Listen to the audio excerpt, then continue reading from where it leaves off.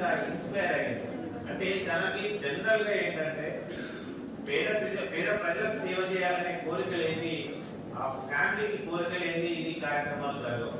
ఎందుకంటే ప్రతి సంవత్సరం 6 లక్షలు ఖర్చు పెట్టడం అనేది అది పెద్ద ఉదయం కావాలి, సో మామూలు కాదు.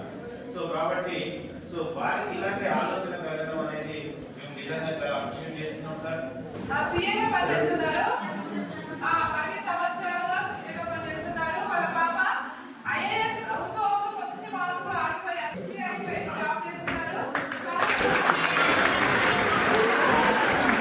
అందరికీ గుడ్ మార్నింగ్ అండి.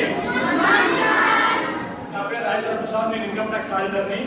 మేడం గారు చెప్పినట్టుగా మా 2 పిల్లలు గత 10 సంవత్సరాలు ఇలాంటి కార్యక్రమాలు చేస్తున్నాము.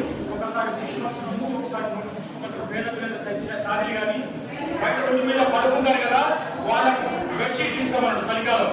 అలాంటి కార్యక్రమాలు చేస్తున్నామండి. ప్రతి ఇయర్ ఒక 6 లక్షల రూపాయలు ఖర్చు పెట్టి ఇవన్నీ చేస్తాము. ఇప్పుడు మిమ్మల్ని అందరూ చూస్తాం.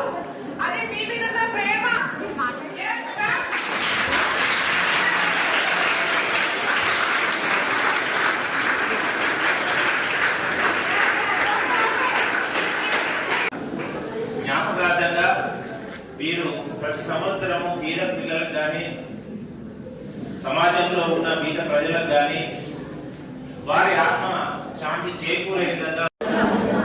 అందరికీ జయవాసవి. Very very good morning students, teachers అందరికీ చెప్తున్నాను వెరీ వెరీ థ్యాంక్ యూ. మీరందరూ బాగా చదువుకోవాలి స్టూడెంట్స్, అందరూ బాగా చదువుకోవాలి. నాన్న సరస్వతి దీవెనలు మీకు ఎప్పటికీ ఇలాగే నెరవేరాలని మనసారా కోరుకుంటున్నాను. మీకు ఎవరెవరు క్లాస్ ఫస్ట్ వస్తారో వాళ్ళందరికీ నెక్స్ట్ ఇయర్ మంచిగా షీట్లు కూడా ఇస్తాను, మా పొట్టు మెడలు కూడా ఇస్తాను. వెరీ ఓకేనా ఫ్రెండ్స్?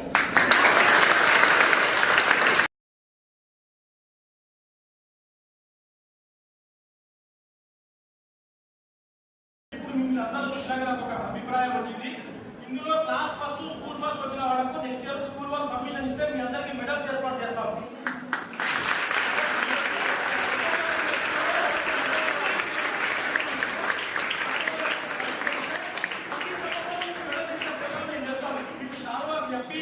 మంచిగా చదువుకున్నారని చెప్పేసి ఒక మెడల్ ఇస్తాము. దానివల్ల ఇన్స్పిరేషన్ ఏమైందంటే వేరే పిల్లలు కూడా ఇన్స్పిరేషన్ అయ్యి లేదు ఇలా బాగా చదువుకుంటే నా కూడా ఇలా ఆదరింగ్ చేస్తారని చెప్పేసి ఉంటుంది.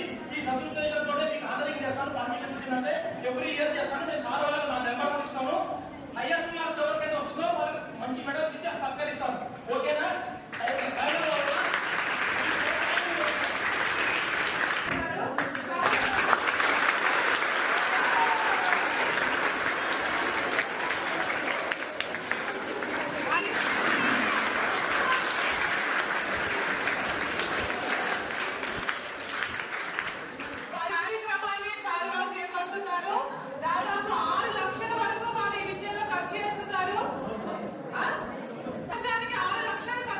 ఈ వృద్ధిలోకి వచ్చి వాళ్ళ అమ్మాయిలను కూడా ఈ వృద్ధిలోకి తీసుకొచ్చి మీకు ఈ నోట్బుక్స్ ని డొనేట్ చేస్తున్నారు.